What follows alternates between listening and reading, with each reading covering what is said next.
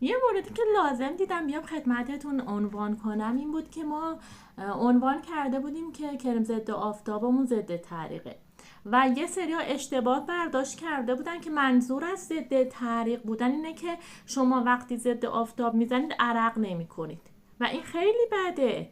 ببینید اگه محصولی رو شما استفاده کنید و عرق نکنید یعنی اینکه منافذ پوستتون رو میبنده و مانع از عرق کردنتون بشه.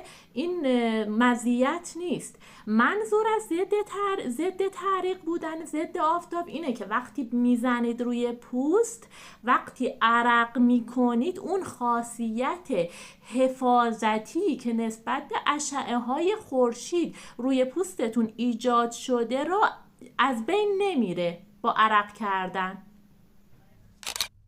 ولی ما بهتون پیشنهاد میکنیم که کرم ضد آفتاب که استفاده میکنید هر 2 ساعت نهایت 4 ساعت یک بار تمدیدش کنید، حالا چه عرق بکنید چه نکنید.